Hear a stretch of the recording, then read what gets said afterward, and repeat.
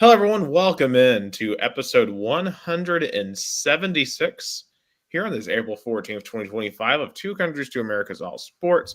I'm Nick Hill, as always, from Chattanooga, Tennessee, United States. Joining me is Gus Tomazelli from Americana, Sao Paulo, Brazil, and Jason Wyrick from Greenfield, Indiana of the USA. Guys, how are we doing here on this Monday evening on what should be a very lively night of discussion? I'm doing good, doing good. I feel like we kind of transitioning to part two of the sports year with those kind of topics and issues. Because what we're going to discuss probably going to be more off the field than on the field, but that's what football in April is all about. Because I feel like the actual spring games, unfortunately, we're going to talk about that later. There's not much influence anymore. Absolutely. And it's, saying that most of this episode is going to be off the field is quite the understatement, to say the least. And first and foremost, shout out to Amelia Camargo, wishing us a good night in Portuguese, boa noite. And she says, bye, Nico, go Vols. So she's excited, I guess, for the quarterback change that's upon us. Before we get into the topic at hand, I just want to acknowledge the passing of LSU receiver Kyron Lacy. Very unfortunate, tragic situation. He was only 24 years old, made some mistakes, but unfortunate that he made a decision that ended in just absolute horror. So thoughts with his family, with the LSU fan base, and just unfortunate to see such a talent be taken this young. And I just want to add, if you are feeling the weight of mental health, you aren't alone. And 988 here in the United States is the Suicide and Crisis Lifeline. Please use that liberally should you need it. Absolutely. Your mental health is number one.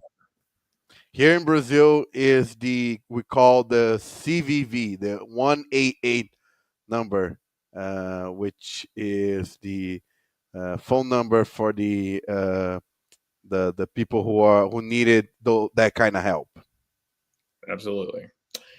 Now, moving on to the topic at hand here, because this is perhaps of every single topic we've ever talked about on this show, this is perhaps the most single consequential situation in terms of how it affects the team that we all love, the sport that we all love. Nico Iamaleava, the 5-star that came from Southern California. We followed his entire career. During the lifespan of this podcast, we all attended his first start together in the Citrus Bowl. We watched him go through last year, helped the team get to the playoffs. Jason and I went to the playoff game, and I don't think anyone could have expected that was going to be the final game he would ever wear an orange, because as of Saturday morning, Tennessee kicked him out the door, and he is no longer a volunteer, and he is on the open market. So there's a lot of questions to be asked on exactly why this situation went the way it did.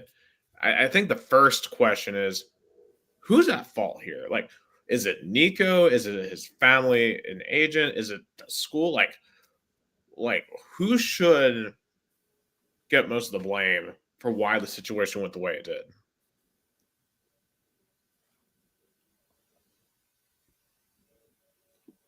Don't everybody talk at once? Well, I guess I'll start because. But I was gonna say, can you guys hear that? I don't know what. Yeah, I don't hear anything. Yeah, I'd say because I can hear y'all just fine. No, it can't. I maybe I'll put on the. Let me put here 1 sec on the actual. Are you trying to play a clip? Yeah, we got two guys in that room excited to watch them go play. They've had a really good spring. They've grown throughout it. Excited about getting out, having a chance today, get out in front of our fans, and our guys go compete today.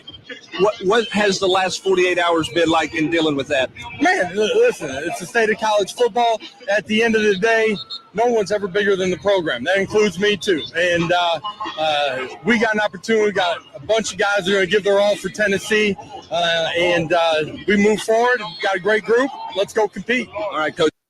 I think that says it all, right? I want to put it this before I even have an opinion because that's, I think, the most consequential quote from or voice throughout that mess. Oh, absolutely.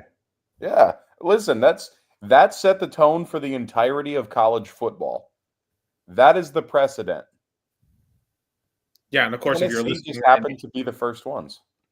and of course, if you're listening, you don't know what that was. That was Josh Heupel on the field at Neyland Stadium right before the Orange and White game Saturday, and that was roughly about 5-6 hours after the news had broke, and that was literally first minute of the Vol Nation on the Vol Network broadcast, and that was on at like 2 p.m. Eastern on Saturday. But in terms of like whose fault, so basically the timeline is, and let's reset this for those of you who may not know. So the story initially breaks Thursday from On Free that Nico's camp is trying to renegotiate. And then we find out on Friday that Nico didn't show up to practice. So when he doesn't show up to practice, there's all kinds of just like rumors, speculation, and throughout the day, it begins to seem like he's not coming back. And also Friday morning, Nico Yamaleava's dad tweeted that the whole thing was BS and a lie. So Yes. Friday morning, everybody's under the impression that that's just made up BS. And then he decided to skip practice. And then it was at that point that everybody realized, okay, there's a little bit of truth to this. Yeah, you're right. Because the interesting part about this, because when it was Gus Dillon, we talked about this Thursday night when this was just beginning to unravel, right? And we had some questions about Pete Nakos, like, is this report legitimate? Where is he getting this information? And of course, his dad called Nakos a BI7CH. Use the You don't 7. want to say it? I'll say it. He Well, called him a bitch. Well, it's not that I wasn't a voice saying the words, that he, for some reason, spelled bitch with a 7 in the middle instead of a T. Because he's too cool for school, apparently. Apparently not. Yeah, so that set it up, right? And of course, I wake up Saturday morning, and the first thing I see is Pete Thamel announcing that Tennessee has moved on. Not that Nico has entered the portal, but that Tennessee has moved on from Nico. And I'll tell you this, like, honestly, like, I was fired up on Saturday when I read that.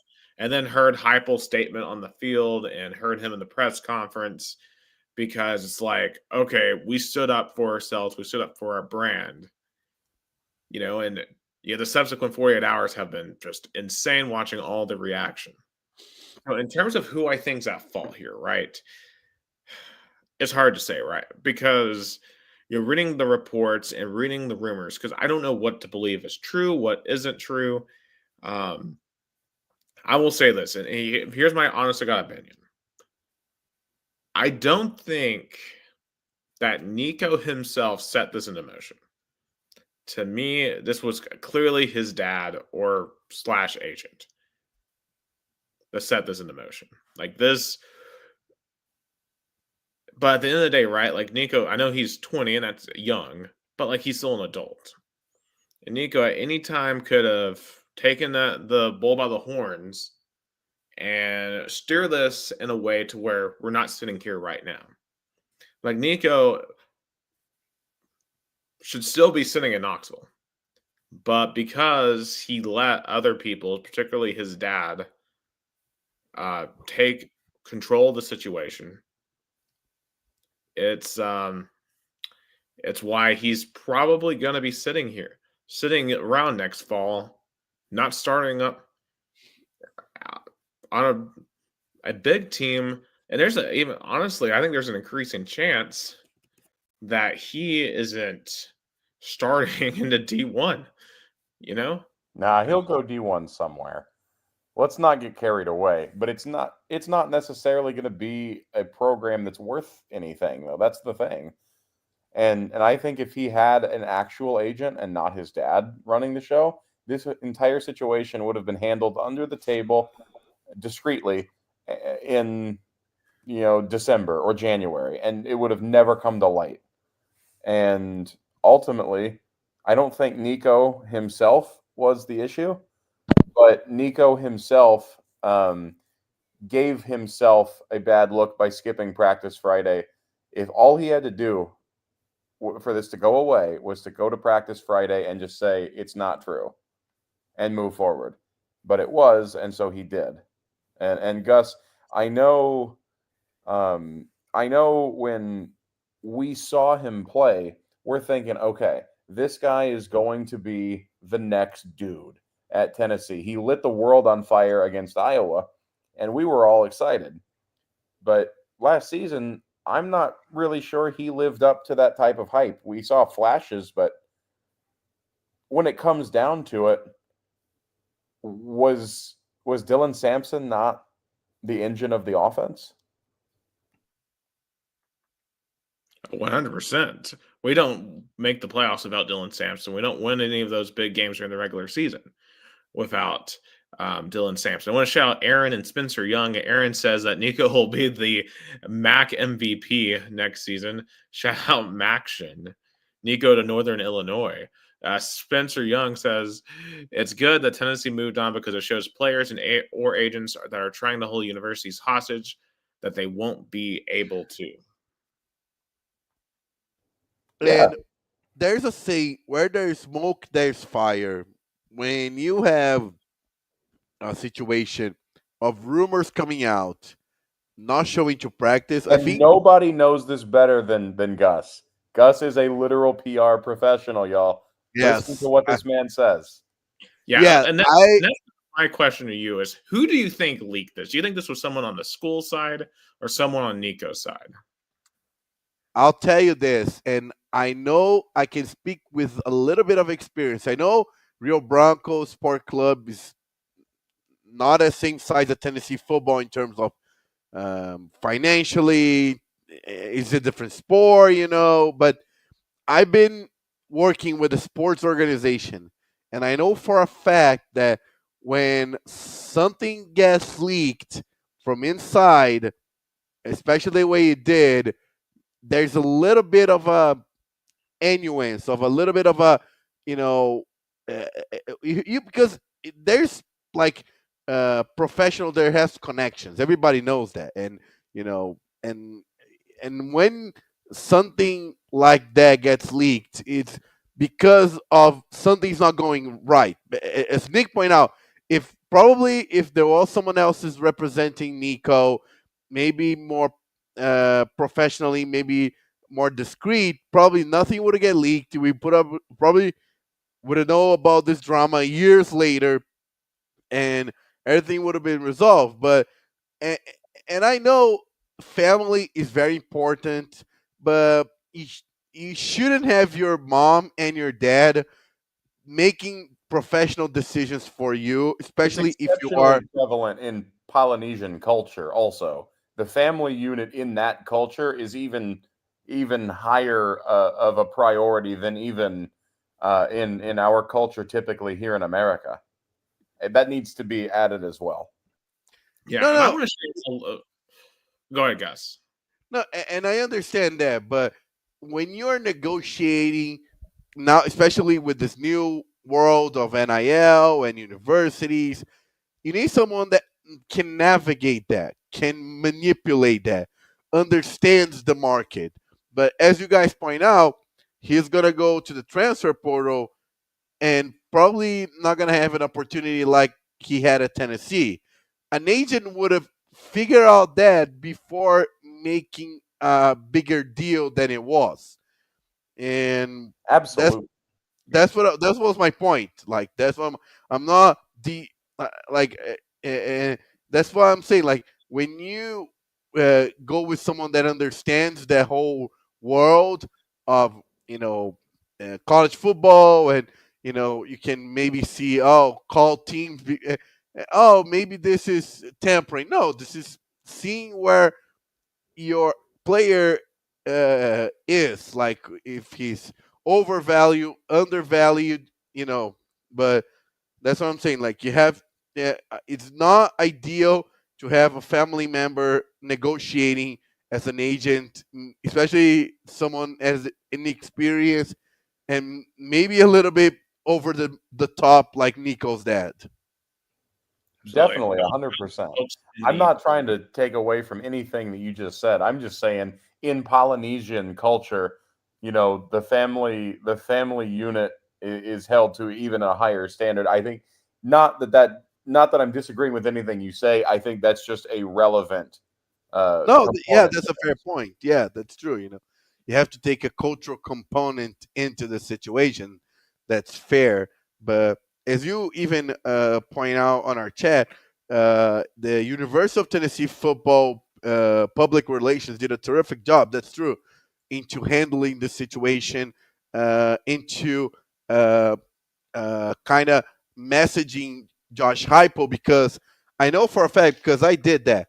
Like when you have a situation like that, you prepare your head coach to talk about this. There's a preparation of words, probably. I don't know for a fact, but I wish I could know. But I would imagine, being a PR myself, like you prepare uh, your coach, your director, your AD. If there's a sensitive topic, how to address what words you choose, how to phrase it, and he did perfectly. And And you don't think so, that, to me, Danny White and Bill Martin 100% had a plan for how to deal with this throughout Friday night into Saturday, because Bill Martin's been there forever and is Yeah, very seasoned, very experienced with what he does.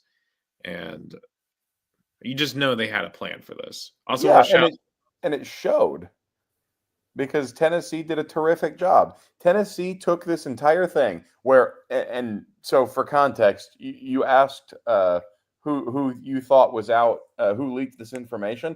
I am of the belief it was Nico Yamaliava's people that leaked this, because they were trying to put pressure on the program to pay their son more money, because they thought the fan base would side with Nico, and they did on Thursday. Nico's dad came out on Friday defending him and whatever.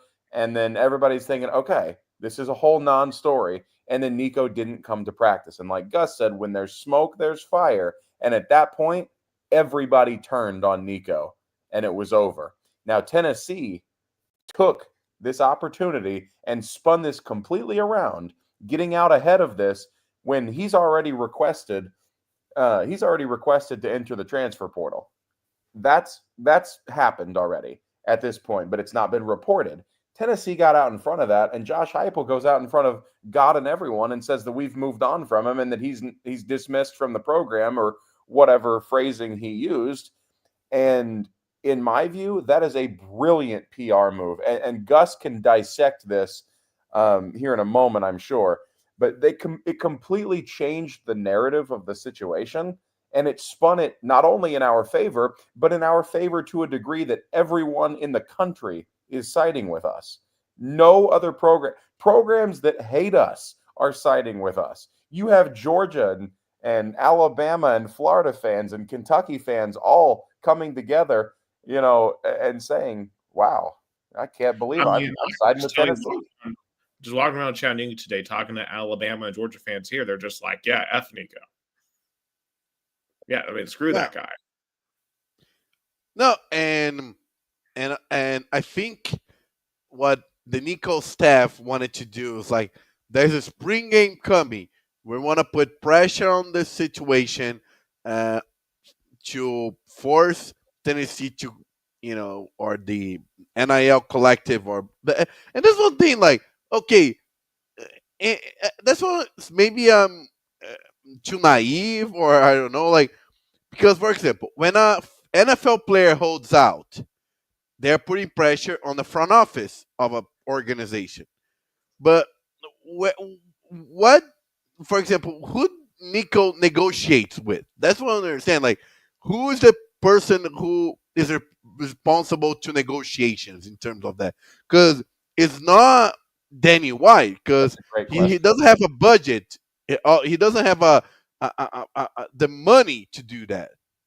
In I mean, terms, I would assume that Spire would have to be the primary people. Now, who exactly that is, that's kind of up in the air, right? Because the whole Spire collective has always seemed a little mysterious to me, at least from the outside, because I'm not a big money donor. Like, I feel like the big money donors, they know who those people are. And then that's the problem of every single school is these collectives can be sometimes really poorly ran. Like, remember, Gus, last year, we talked about the Jalen Rashada lawsuit. Do you remember that? Down in yeah, Florida, where it was the car yeah, guy. the car dealership. Yeah, and that was an absolute mess of a situation. I do just want to shout some folks over on my TikTok. Judd, for some reason, kept on saying "big slime" over and over again. Eli keeps on saying "cheesy nut." So clearly, there's some sort of joke there I don't get. But thanks for commenting and watching anyway. Uh, Also, Aaron Young says Nico and his parents have turned him into the face of everything that's wrong with NIL. Also, Claudio Brito says, "Hey, my Warriors, how are you?" I love being called a warrior. Oh, That's awesome. that's a term here in Brazil that we call each other warriors. That's kind of it's like a term for like, hey, dudes. So that's something we do. And shout out Claudio Brito as well. He is a little nervous. I'm going to talk about it in the. Hold on, Gus. Brazilian- Can you scroll back down real quick? That's Nick. That's Nick. Okay, Okay. Nick, can you scroll down a little bit? I saw an ad that I'd like you to show on the screen real quick. No free ads, but keep going, keep going, keep going. It was a certain pink ad down there. Oh, Yeah, there's a joke to be had here if we can find it again. I don't know where it went, but anyway, I wanted to bring No, it went away. this It's not. this broadcast is not brought to you by Pepto Bismol, but if it was, we would be offering it to Nico Yamaleava's family because they are sick at their stomachs because they got their bluff called and now they are paying the price. Not only is Nico not going to be on a probable playoff contender, he's probably not going to get the same amount of money he was getting at Tennessee. And this, ladies and gentlemen, is the warning shot from the teams and the collectives back at the players that they don't have all the power.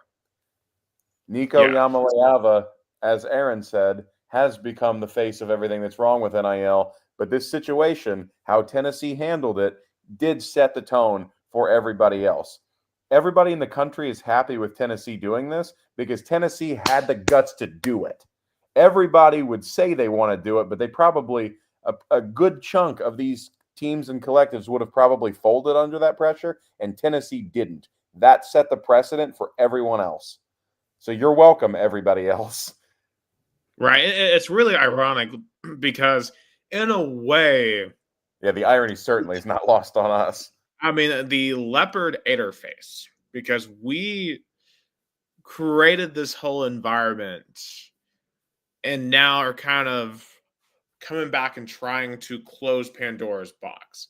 Because remember, for Nico, not for just any random player, we did this for Nico. We sued the NCAA on behalf of Nico Yamaleava so we could keep him and we could play him. Because let's be real, we broke some rules in terms of negotiating money with him. And we got caught out on it. And instead of taking whatever punishment the NCAA would have given us, we elected to sue them. Like the entire state apparatus of Tennessee came together. The governor, politicians, like Democrats and Republicans here in Tennessee, as they are everywhere else, are at each other's throats. But on that one issue, everyone's like, yeah, we're going after the NCAA. And I think that's why a lot of Tennessee fans felt betrayed. I think this was a stab in the back that was worse. Everybody keeps comparing him to Henry To'oTo'o, and I think this is way worse of a situation than Henry T was when he went to Alabama. Well, Henry T was 100%. supposed to be the savior of the program. Like he was just a really, really good linebacker that I hated to see go to a rival. Like if Henry T went to like Oregon, I don't think I would have cared that much. Right, exactly. It's the fact that he went to Alabama. that made me upset. Now he's in the NFL. It's whatever at this point. And I clearly, mean, what I don't he, like him because he's on another rival in the NFL. You, of all people, should know that. yeah, but I don't care as much about the Texans as I do about like Alabama. So, Fair enough. yeah. Spencer says he unfortunately made himself the face of what's bad about the NIL deal. So let's kind of look through the timeline of the NIL because this A to Z article I think has a pretty good like overview of what happened here. So these negotiations were starting towards the end of last season, and Josh Pate really confirmed last night on his show that Nico's parents were threatening to hold him out of the playoff game in Ohio State. Remember that, like he wouldn't have ever gotten to play again in D1 if that happened. So for his sake, I'm glad that didn't happen. Yeah, but could you imagine if that had happened, right? Like 40,000 of us went to Columbus to freeze our ass off. I mean, Rich, I know for you it was 2 hours, but like, I came all the way up from Chattanooga. A lot of us came up from Tennessee to Ohio 4 days before Christmas and to watch our team get absolutely pummeled by the eventual national champions because we wanted to be at the biggest Tennessee football game in 2 decades. And we wanted to be there to show that we could go into the heart of Big Ten country and have a massive presence. And our quarterback was seriously thinking about, not playing in that game. He would have been kicked off the team immediately, and he would have never been welcome on any D1 program ever again if he'd have done that. No coach in their right mind would have taken him. He'd have ended up on Last Chance U if he pulled some shit like that. Respectfully. Yeah. I mean, it reminds me, like, he gives me big Malik Henry vibes. If you watch that season of Last Chance U.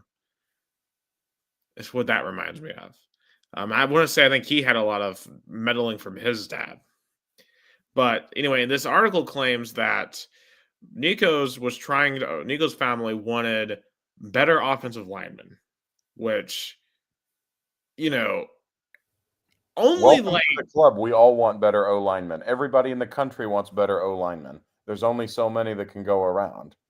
Like even in the NFL, only the most elite of quarterbacks, like Josh Allen, can make a demand like that. Patrick Mahomes can make a demand like that. There's Lamar Jackson can make a. I wish Andrew Luck would have. He definitely could have and should have. Yeah, I mean Andrew Luck was good enough to have demanded that. But like most NFL quarterbacks aren't good enough to demand that, and if most NFL quarterbacks aren't good enough to demand that, what makes these people think that a college quarterback who was average in the SEC last year and was just a freshman can come and be like, okay, you know what? These linemen aren't good enough.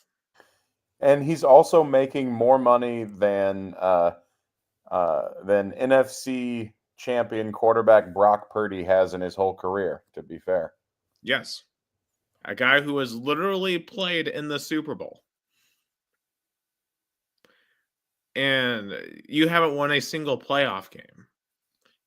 And you were lucky to beat Florida and Alabama after not scoring a single point in either first half. And not to mention that was 2 of 3 straight games where you didn't score a single point in the first half. And that first game, which was the loss at Arkansas, you ran out of bounds with no time left on the clock. Negative IQ ass plays like that. I'll tell you this. It's a great question from Claudio Brito. Britão, ótima pergunta, great question. What happened to his classes if he'll leave the university? Like, I guess he's going to transfer, right? His parents will have to transfer somewhere. Now, how much school is a guy like Nico doing? I doubt he's doing much actual learning. I mean, maybe he does take his classes seriously. I don't want to just come out here and completely trash the guy, but I'm going to go out on a limb, and if my guess is he probably doesn't care about the education side, which, I mean, all these kids should care about that. But let's be real, a lot of them don't, because a lot of them, especially at this level of college football, think they're going to make the NFL. Especially a quarterback of his caliber should be focusing on making the NFL. College is there to prepare you for your career. And in his case, that career is probably going to be football. Now, to answer Claudio's question, though, his credits that he does have will usually transfer fairly easily to another institution. And usually, when you have a high-profile athlete like that, the schools can pull some strings to make sure that they get taken care of. I know when you're getting kids for your team, when you're recruiting, you can have the admissions people pull some strings to make sure they get admitted for you so they can play football for you or basketball or whatever. I think his credits will transfer to wherever he goes. The problem is I don't think he's going to go somewhere really worth a crap in football. But as far as his studies go, Claudio, I would say personally, I don't think that's an issue. Yeah, he's not negotiating for, an easier degree like that. That's not at the center of any NIL negotiations. So it points out in this article, right, that we got Sam Pendleton and Wendell Moe Jr. in the portal. And that wasn't enough to meet the demands of Nico's father. But, he still remained in Nico to BMS, says Aaron Young. Hey, So, shout out to Blue Mountain State. That's an elite reference from Aaron. yes. The original Last Chance U. If you know, you know. Yeah. Anyway, so we go to this week, and of course, this whole thing with the On Free report. And, that's the original report that we saw on Thursday. And what's crazy about this whole situation is that Heupel was notified of the shopping was Oregon, reaching out to Heupel directly, and Dan Lanning. And shout out to Dan Lanning, because Dan Lanning could have sat back, just secretly, talked to him and just stolen him away. But hey, good on Lanning. But at the same time, it makes you really sit back and wonder. I don't think Oregon ever seriously wanted Nico. Because if Dan Lanning, I think if he seriously wanted Nico Emalava, he would have kept his mouth shut. And I think he would have taken him. While I think there's a little bit of truth to that, Dan Lanning is the king of loopholes, but I don't think he is disrespectful. I don't think he is one of those coaches. He's not Jimbo Fisher. He's not Lincoln Riley. I don't think that is something that's not something he's known for, at least currently. And I don't know. I tend to agree that there's some truth to what you said, Nick, but I'm not sure I think that he wouldn't have still said something, because he can still take him if he wanted him. But doing your diligence and respectfully, like, letting somebody know that, I think that's more looking out for your fellow coach, because at the end of the day, the coaches have to look out for each other, or the players will just take all the power and nobody will have any opportunity for anything. You know what I mean? That's more holding your side accountable and protecting your end of the bargain at the negotiating table. This is the equivalent of the owners in the NFL during a lockout working together. This is the equivalent of that, in my view. I definitely didn't think about it that way, but you're completely right in terms of how, at this point, right, like all of these coaches have to be absolutely exhausted of having to constantly renegotiate their rosters, because no other sport is like this at all, where you're constantly having to renegotiate, because the NFL ain't like this. You sign a guy to a contract, he's in that contract. Every other sport, you have these contracts, but in college sports right now, these kids can just willy-nilly change because these contracts are not binding at all. And that's just where we are with that whole situation. And, of course, apparently, according to this article, he tried to reach out, at least the Nico family tried to reach out to Notre Dame, USC, UCLA, and Texas Tech, which are all schools that are not in play anymore. Well, UCLA is in play potentially, but the other ones are not. And So, and they even said that even when Heupel found out about the situation, they were very unhappy, but they were going to let it try to play out, which makes me think, after reading that yes, it had to be Nico's side that had to have leaked this because Heupel is not the type of coach that's going to throw his player under the bus like that. But when that report came out, he had no choice. He also had no leverage in the situation, and that gave him even less leverage. If you're Josh Heupel, I mean, Gus, you are a PR professional. This 100% was from Nico's side, right? For those reasons. Oh, especially hearing your arguments, yeah, I can definitely see that. But I think Tennessee spin it in a way to not bow, but they prepare everything for Saturday. I imagine Bill had meetings with the players and even especially with Coach Heupel to how to address the situation because definitely that's going to be the talk of the spring game. That's going to be definitely the topic, and he came right on it and addressed it on the interview on the sideline for the Vol Network on the press conference, and that was necessary, definitely. Right, and I'm just impressed at how they directly approached this because, I was wondering if they would address it at all on the Vol Network broadcast. But Mike Keefe, the first thing he said, I want to talk about Mike Keefe a little bit later on, in terms of just what it was like listening to him call a Tennessee sporting event for the first time. But they addressed it right on. They had asked him that immediately, and they kept on talking about it throughout the entire broadcast because they knew that this was the big story. And Heupel came out even before you asked a question. He's like, I knew you guys were about to ask about, so let me address it right now about Nico. And he took every single question. He never ran from a question. I mean, he said that, he wouldn't get into some details out of respect for both parties, but he took it on like the leader of a program should. And if I had a young man that I was mentoring, or if it was my son and they were in this position going into college football, Josh Heupel is a man I'd want them to play for. I'm not saying he's the best coach in the country.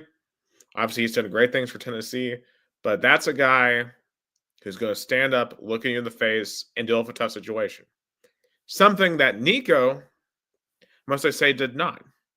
Because when you look at this situation, this is a very interesting paragraph to me. So this says, quote, the shame of all this is that Nico wasn't privy to the majority of what was happening behind the scenes. It's just how things are managed in their family dynamic. He is typically used as an important piece in the game of leverage and deception expected to follow without any pushback. So Nico had no agency at all, at least according to this article, right? And Nico just went on to try to go around this business, try to continue just to be the quarterback. And then in this article, at least it claims that, quote, the Nico family was completely blindsided by it. Now, if we believe that Nico's family actually was the one who put this story out, then it makes you wonder, is it like the agent they were working with was the one who was trying to put this out? And there was a lot of, miscommunication perhaps between the family itself and the agent the family was working with. No, I disagree. 100% I disagree with that. I think Nico's people thought they had a good enough relationship with Josh Heupel and the program, because they did have, by all accounts, a terrific relationship to that point. I think they thought they had a good enough relationship. They could put a little pressure on them and they would fold without any pushback. And then when they pushed back, they thought they got caught with their hand down their pants and they didn't know what to do. And then they held out and everything blew up in their face. That is my opinion on that. I think they were bluffing, trying to get Tennessee to make a knee-jerk reaction, and it failed. Tennessee called the bluff, and now they're stuck. Yeah. And of course, it says that Nico was relegated to following his dad and his orders to not show to practice last Friday. Do you guys think Friday morning at any point did Nico think I should go, even though my dad told me not to go. 100% yes.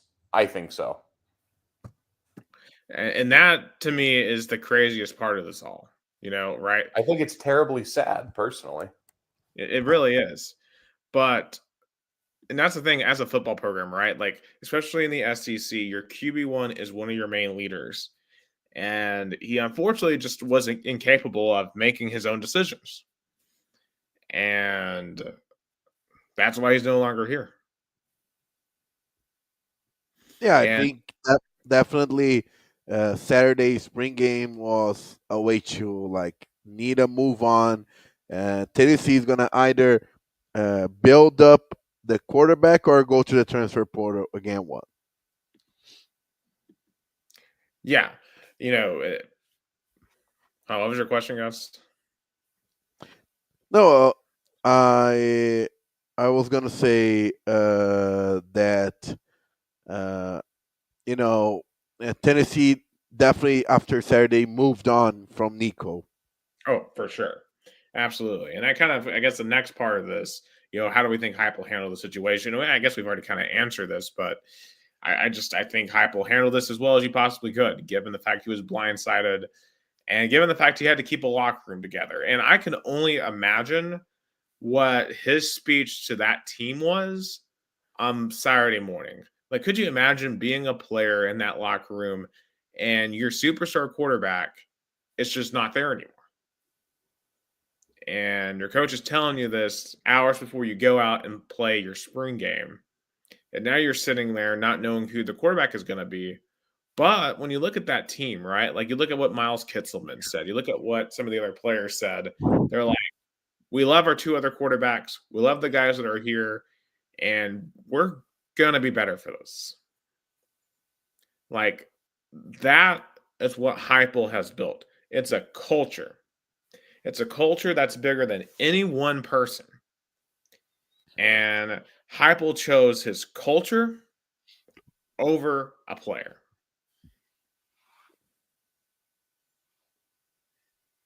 Definitely, 100%. I feel that was that a leader should do. Yes.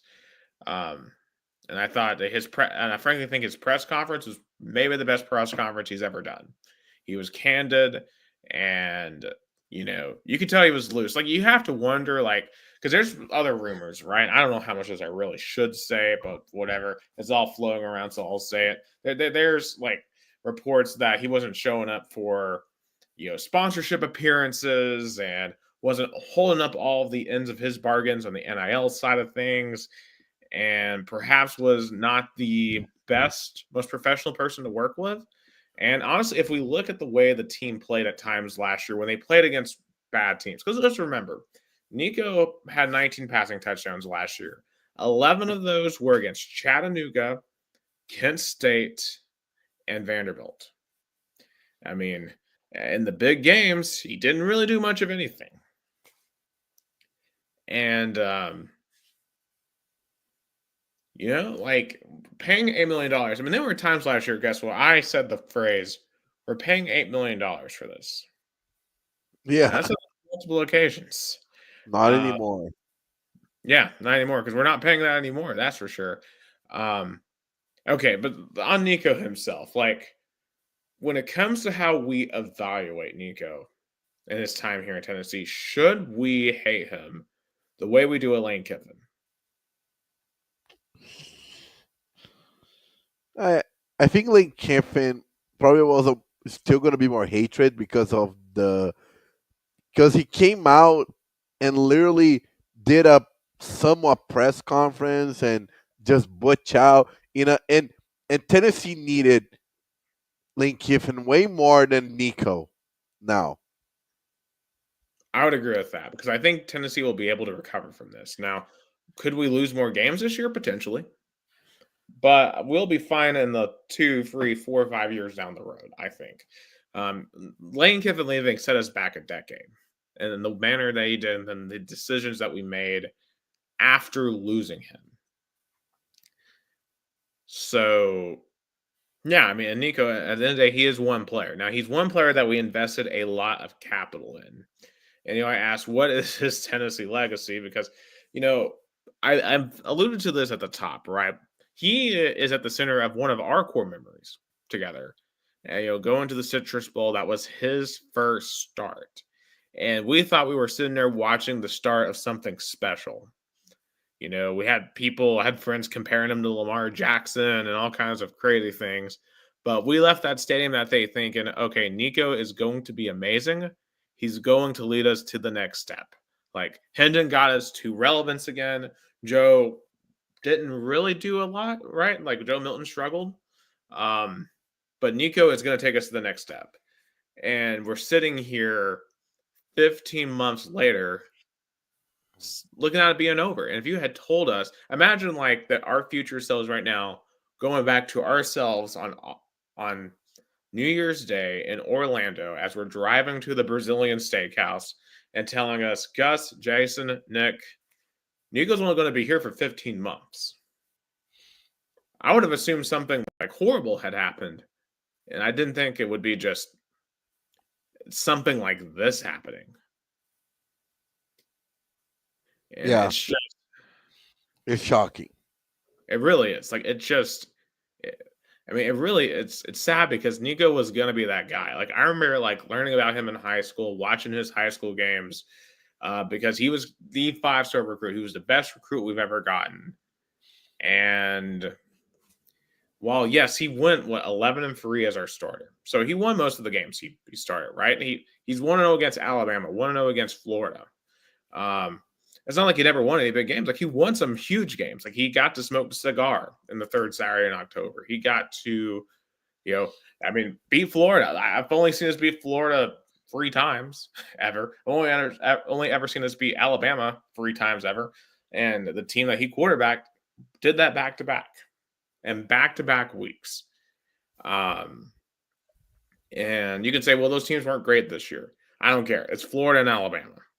Anyone over those two are huge. Like, we literally made the playoffs. Well, we were down 14-0 to Vandy, and he played by far his best game as a Vol, leading us back in that game to get us to the playoffs. I hate it because, like, he did have some good moments, like the NC State game. But it's all in the past. It is all in the past. And it's like we met like it's like going out and meeting a really hot girl, and you go out on some dates and you had an amazing time. But then you try to move to the actual dating part and she says no. That's what this feels like. Yeah. And that sucks. And there'll be a case of what if. Now, looking at all the stuff around him, I do feel like his ceiling perhaps was a lot more limited than we thought. But man, some of the initial teases of what we saw from him, man, it'll just always be a case of, man, if he had just been more focused and not had all the outside distractions, it could have been special. But as you said, it's in the past. We have to move on, and he's got to move on, right? Like, and for Nico right now, his options are dwindling. Like, North Carolina has said no. It looks like the 2 best options on the table for him are UCLA and Tulane, which makes this whole situation even worse for him because you went from an SEC playoff team to perhaps the worst team in the Big Ten or a G5 team. Which, I mean, it's the phrase, play stupid games, play stupid prizes. Yeah, it's choices. Yep, it's a bad choice. Like, every kid, every high school athlete should look at this. And before you go out and do something really stupid, look at this. Sometimes you have a better situation than you think. It's not perfect. Like, I had to make a decision recently in terms of, what I should do. And, my situation isn't perfect, but I'm decided to stick with it. And for Nico, I just think, to me, I think it's going to end up at UCLA because I think they're going to be desperate enough to take him. That's my guess. It's California. It's to me, that's where he's going to end up. But I'll say this: if UCLA doesn't take him, if Tulane for some reason doesn't take him, he is there is a chance he doesn't start somewhere this year. And I know Jason disagreed with me on that. I really think there's a shot he gets blackballed. We could see a similar situation with him as we saw with Colin Kaepernick. Remember, because Colin Kaepernick, he kneels during the national anthem, and within 2 years, he's no longer in the league. Right, even though he was still in his prime playing age. And we've seen quarterbacks way worse than Colin Kaepernick remain in the league for a long time. Like Colin Kaepernick should probably still be in the NFL as a backup somewhere. But because he became so controversial and so toxic, I mean, no one's on Nico's side in this story. No one. Everyone has been critical of him and critical of his family. And no matter where he goes, he's going to be a villain. Like everywhere. Imagine going on the road next year. Like if he went to UCLA, and I don't know what their schedule is, but they're in the Big Ten, so they're going to go to some schools, right? Like they play on the road at Michigan State. They play on the road at Indiana, at Ohio State. He would have to go back to Ohio State, and that's with a way worse team than what he had in the playoff. And can you imagine what the students are going to be saying to him? Like mentally, that's going to be just demoralizing.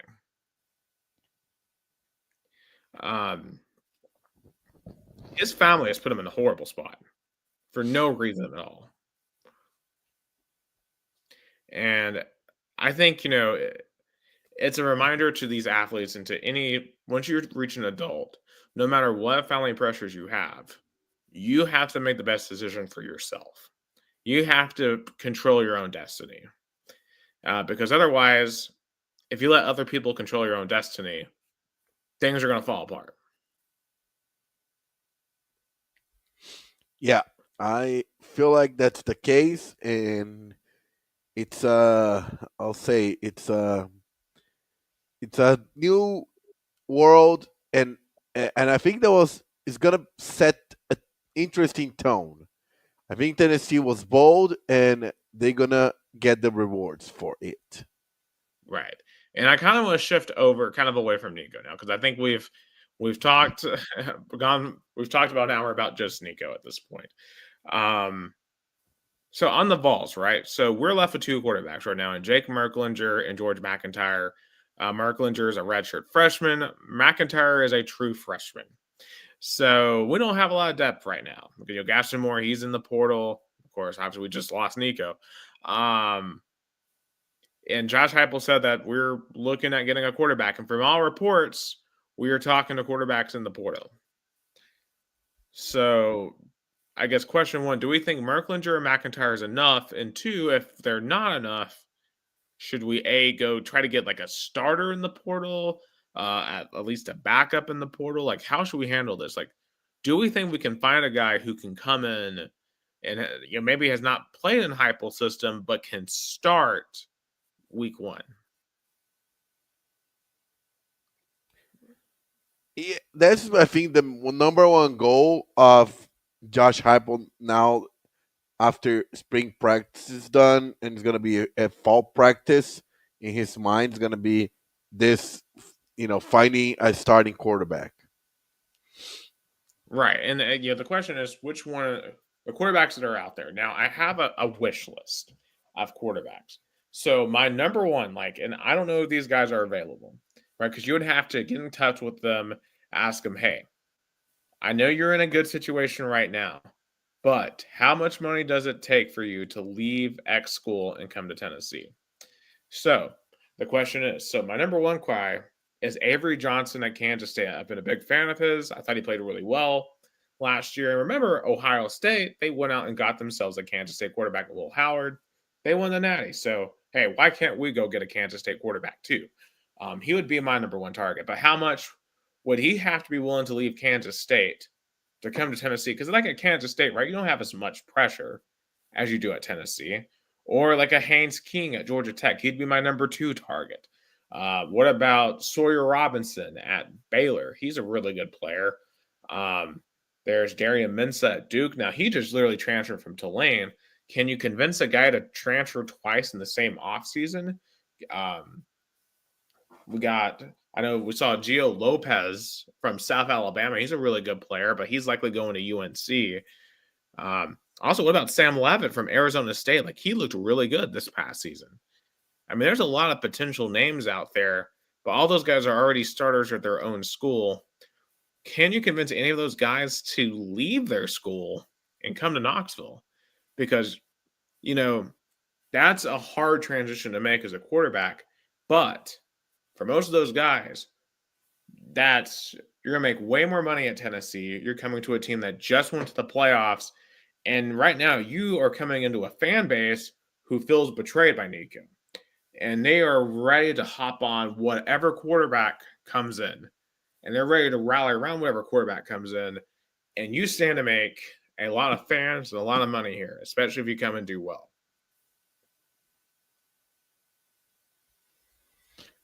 Yeah, I think that's the key. You described perfectly. You got to find someone crazy enough to do it. Yeah, definitely. And if someone's crazy enough to do it, I will be very excited for them. Right now, there's no really definitive thing out there. So we'll just have to kind of wait and see. And I guess the last overall topic on this whole situation, do we think this is going to change anything in college football? Do we think that this situation is the proverbial straw that broke the camel's back? Because we're seeing some situations come up now with Congress, for example. And there's a great article, and I don't know if you got a chance to read it, Gus, earlier, that Ross Dellinger on Yahoo Sports,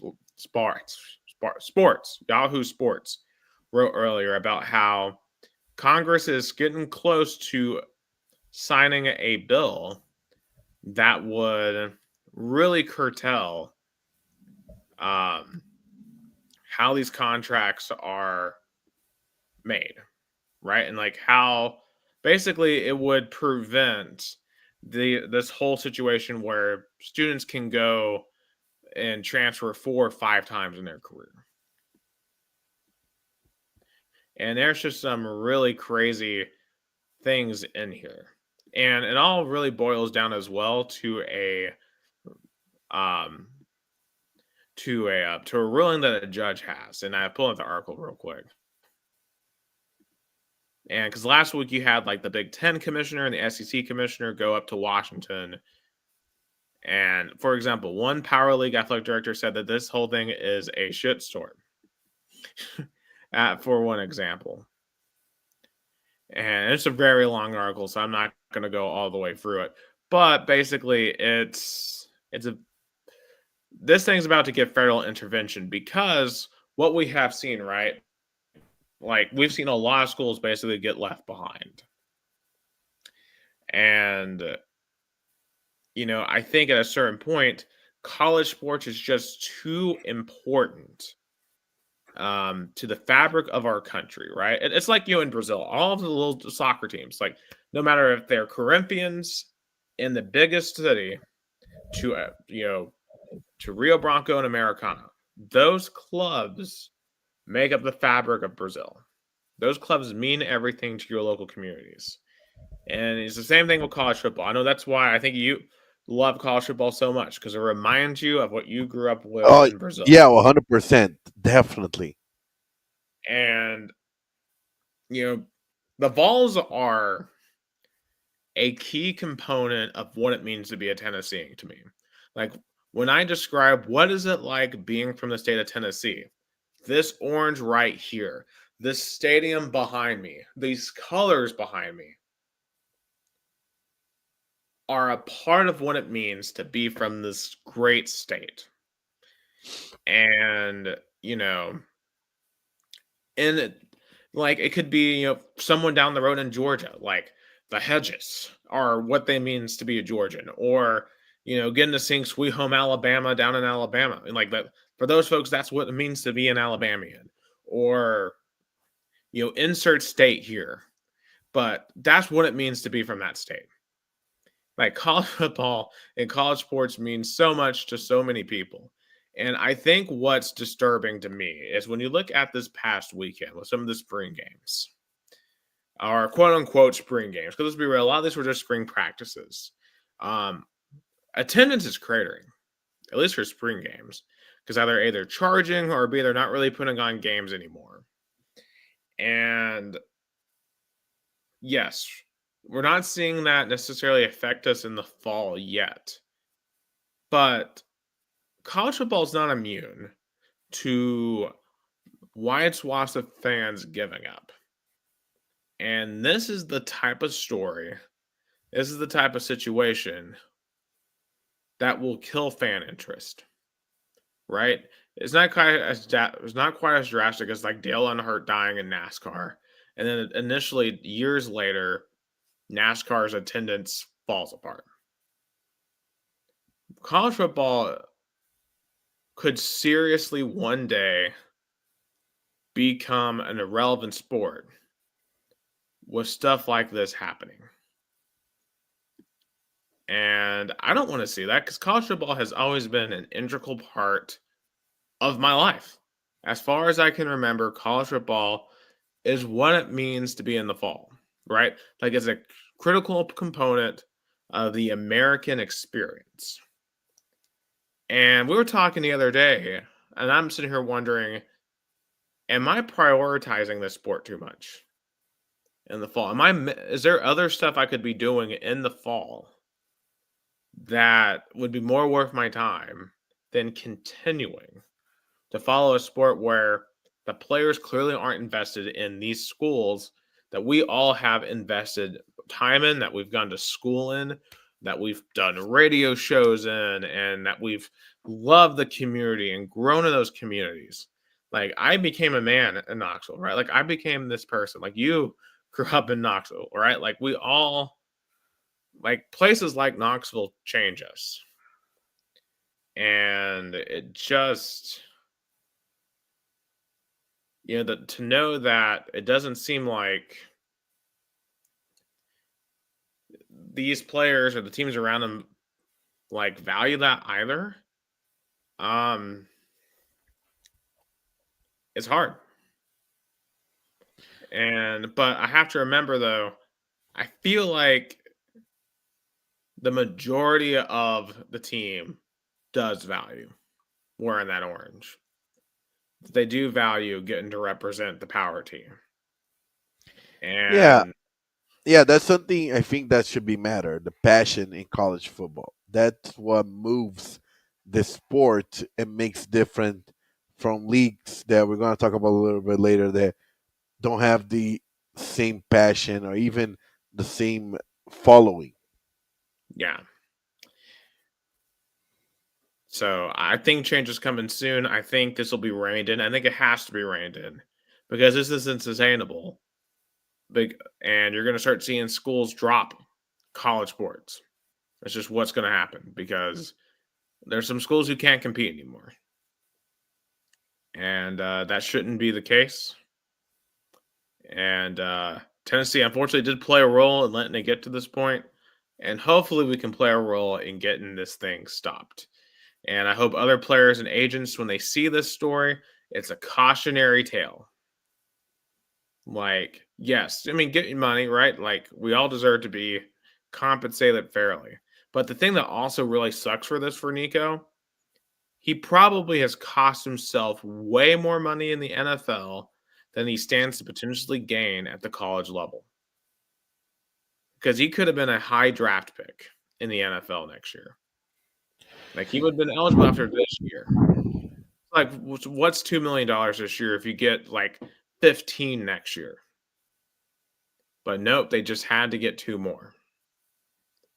Just think about that. Sometimes you have to sacrifice a little to gain a lot. And that's my message to anyone in any form of life. Like, yeah, the situation you're in may not give you the most money right now, but it may get you more down the road.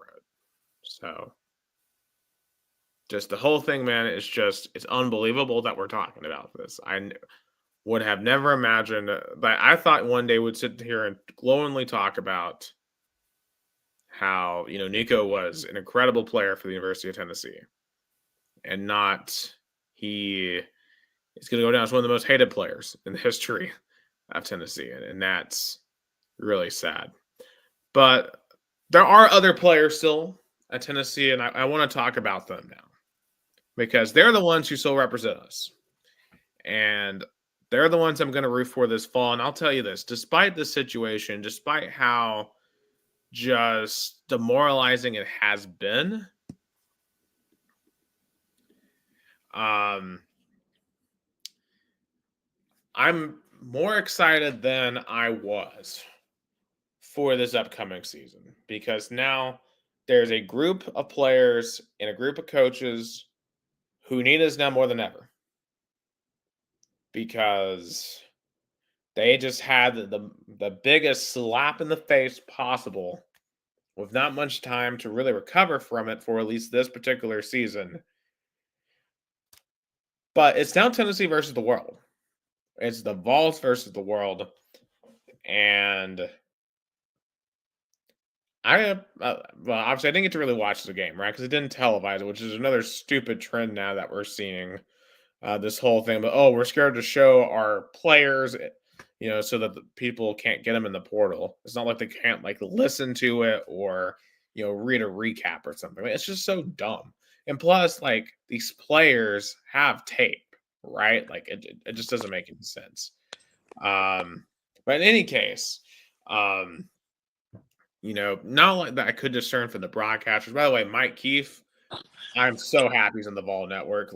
Man, that broadcast had more energy than anything I had heard in years from Kesling. And I really appreciate Kesling and what he did as a broadcaster. But man, it is going to be fun having Mike call some football games. I'm so excited for Mike Keefe. But in any case, Me too.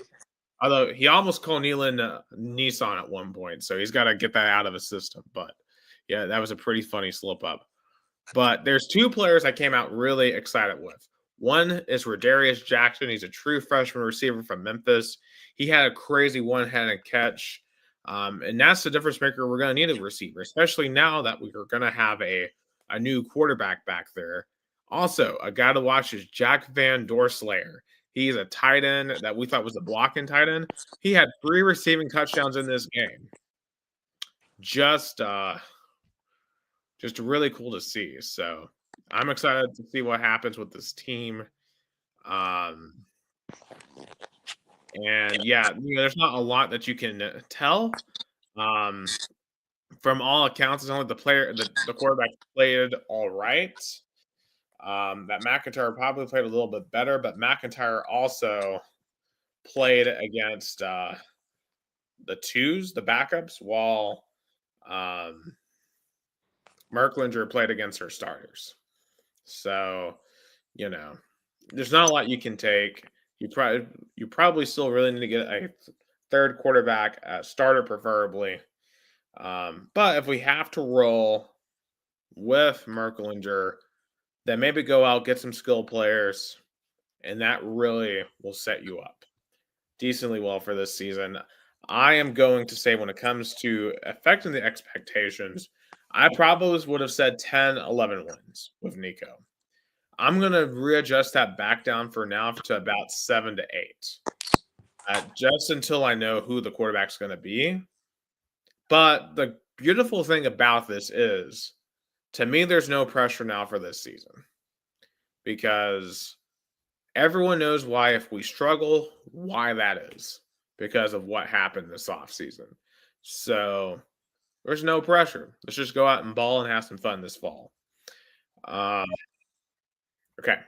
So in some other more positive news, and we're going to kind of wrap up the rest of this real quick. Base Vols, they won this weekend at Ole Miss in a 2-1 series. Liam Doyle had 14 strikeouts against his former team, and this was a really wild series. Came down to the end on Sunday. Dean Curley's kind of struggling, but hey, Base Vols won. Carlin Pickens in softball, they upset number 1 Texas. Great performance there. And they've been in Oklahoma too this year. Like the softball may be a championship contender. Want to shout Western Michigan. They have won the Frozen Four, their first ever national championship in anything. So that is very cool. But speaking of hockey, though, and obviously we talked all types of hockey last week with Dylan Becker, but the Stanley Cup playoffs are fully in swing now. We now have our playoff matchup. So in the East, we've got the Washington Capitals versus the Montreal Canadiens. I am going to pick the Capitals there. Me too. I'm going Capitals. Yes. And we have actually, you know what? I don't think they're actually fully picked yet. But by this time next week, we will know who they are. But they're about to be set. This is the final week. Also, the craziest outside of what we saw with Nico and stuff over the weekend, the actual craziest sporting event was the Masters. Probably the best golf tournament I've ever watched. Rory McIlroy, he tried 5 different times to lose that tournament, but he was able to persevere and finally won his first ever Masters. The guy from Northern Ireland. He's only the 6th golfer ever to win a career Grand Slam. That's all 4 majors, which is insane that so few golfers have ever done it. He's the first one since Tiger Woods to do that. Just incredible. An incredible display of emotion. Jim Nantz painting the picture beautifully on CBS. I don't watch much other golf, but watching Rory win that was awesome. Like that was a great final. And shout out to Justin Rose for a valiant comeback to even force a playoff in the first place. Bryson DeChambeau, though, had an awful Sunday. Not a good look for the LIV. And honestly, by the time next year, I think LIV and PGA may be back together or at least have some sort of merge agreement because no one's watching the LIV golf. So PGA is still very much the king when it comes to professional golf. But hey, the Masters are the Masters, and it doesn't matter how many different professional leagues we have. The Masters are the Masters. Oh yeah. Masters still the number 1 tournament in golf in the world. Yes. So, some quick MLB stuff. We have. Oh, I'm hearing something really weird. Anyway, it sounds like there's like a cricket or something right outside my door. But in any case, the Red Sox, they lost a series to the White Sox this weekend. That pretty embarrassing for Boston. They have spent a lot of money this offseason, and they don't look very good. Same goes for the Braves. Now, the Braves won tonight against Toronto, only their 5th win of the entire season so far. The A's cannot sell out Sacramento. Like, it's a 10,000-seat ballpark, a AAA ballpark, and the Major League Baseball team cannot sell it out. 2 weeks into the season. It shows, I think, still apathy. I think, like, you know, it is ridiculous. I mean, when you look at the atmosphere, you really don't feel that you're watching Major League Baseball. You just even when the Toronto Blue Jays had to play at the AAA stadium in Buffalo because of the in the COVID era, it felt more MLB than now with the new Sacramento A's or whatever they call it. Yeah, they're just called the A's. So yeah, it's completely ridiculous. The Cubs beat the Dodgers too, which was surprising. The NBA, on Saturday they humiliate them. Yeah, 16-0. Yeah. Yeah. We also know the NBA playoffs are upon us as well. And of course, we have the silly play-in tournament, which still I think is really stupid. So, all right, I guess first before anything, so we'll start with the East. All right, Heat Bulls. Someone has to be eliminated here. Give me Bulls to advance. Okay. All right, so they play the loser of Magic Hawks. Who gets the 7th seed there? Wins Hawks. Okay, so I'm gonna say Heat and Hawks there. Okay, so for you, Bulls versus Magic. Give me Bulls. Okay, so all right for the East here, and we're just gonna pick first rounds here. All right, Bulls Cavs. Wait. Give me Cavs. Yeah. Okay, and this is also too. These are a series as well, so I would say there would be the Magic, but I'm going to take Cavs in 4 to sweep. Pacers Bucks, the 5-4. Give me Bucks. I'm going to take Pacers in 4. Pacers in 6. I mean, Pacers in 6. Pistons Knicks. New York, go Knicks. I'm going to take Knicks in 6 too. Hawks and Celtics. Celtics. I'll take Celtics in 4. All right, in the West, we have Dallas versus Sacramento. Someone gets eliminated. Wow, Dallas, despite all the Mavs, made it to the play-in. I guess give me the Mavericks. I'm going to take Kings. At least they made it over the Suns. The Suns fired Mike Budenholzer. What a failure for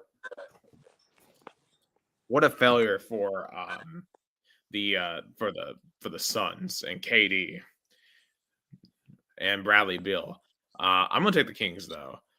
We have in the 8-7, we got the Grizzlies at the Warriors. Give me Grizzlies. I'm going to take the Warriors. So you have Dallas versus Golden State. Golden State. I would have Memphis versus Sacramento. I'm taking Memphis. So in the first round, you would have Golden State versus Oklahoma City in the 8-1. Oh, a rematch of the, I guess, the 2015 or 2016 Western Conference Finals. 2016. Give me OKC. See, I would have Memphis at OKC. I would take OKC in 6. All right, we got Clippers versus Nuggets in the 5-4. Nuggets. Yeah, I take Nuggets in 6. Timberwolves versus Lakers. Give me LA. I'll take Lakers in 7. All right, I've got Golden State versus Houston, and I would take Golden State in 6, actually, to pull that off. You would have Memphis versus Houston. Ooh. In the 7 too. Give me Memphis. Okay. And I guess overall, I'm not going to go every thing here. Who would be your NBA championship pick heading into this? Knicks. Believe this next year. I'm going to be honest. I think this is rigged for LA. Give me LA, the Lakers. I have that feeling. Okay. Also, so Paige Beckers was the number 1 pick tonight in the WNBA draft. And she also signed with a rival league as well, which was very interesting. But this league doesn't play the same time as the WNBA. So quite interesting to watch and see how that develops. Also, I just want to say this, just on a brief little side tangent rant. Kyle Larson won Bristol yesterday. That's not really the storyline. The storyline was the racing was god-awful. He led 420 of the 500 laps. There was barely any passing. This car is broken at short tracks. It's not a good product right now. But this week is kind of interesting, though, because Xfinity and trucks returned to Rockingham, a track NASCAR hasn't been to in 20 years. One of the historic tracks in NASCAR. So I'm glad they're bringing that back from the dead. But I wish they would also bring back good short track racing, because the short track racing is not very good. Gus, do you have anything from Brazil before we wrap up?